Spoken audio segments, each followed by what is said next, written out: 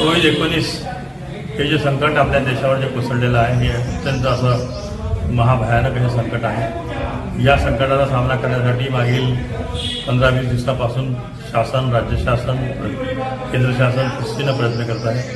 आपल्या जिल्ह्यामध्ये सुद्धा माननीय जिल्हाधिकारी तथा पालकमंत्री वारंवार बैठका घेऊन लोकांना मार्गदर्शन करत आहे। आवश्यक असतील त्या ठिकाणी सर्व वस्तूची ज्ञान करण्यासाठी सगळ्यांना प्रोत्साहित करत आहे।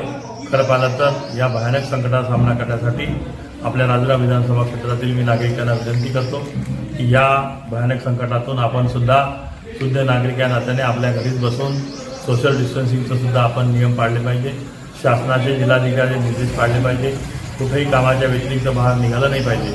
आणि आता जी काही या 20-25 दिवसापासून उद्योगधंदे बंद आहे, फॅक्टरीज बंद आहे, गावातील सगळे दुकानं बंद आहे, त्यामुळे काही लोकांच्यावर उपासमाराची पाळी सुद्धा येण्याची शक्यता आहे।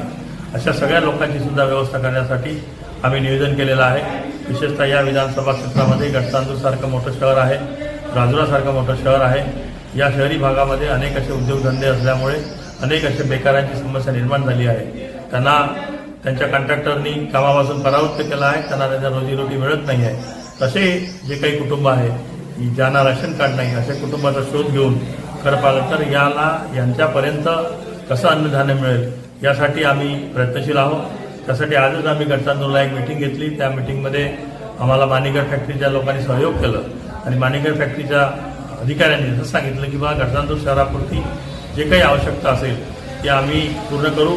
त्या दृष्टीनं या विधानसभा क्षेत्रातील सर्व जनतेला मी आवाहन करतो की कोणीही या सुविधेपासून किंवा या योजनेपासून कोणाला आम्ही वंचित ठेवणार नाही। सगळ्याची सोय करू आणि विशेषतः प्रशासनाच्या दृष्टीने आपण सुद्धा प्रशासनाच्या ज्या सूचना आहे त्याचं तंतोतंत पालन केलं पाहिजे अशी आपल्याला विनंती करतो।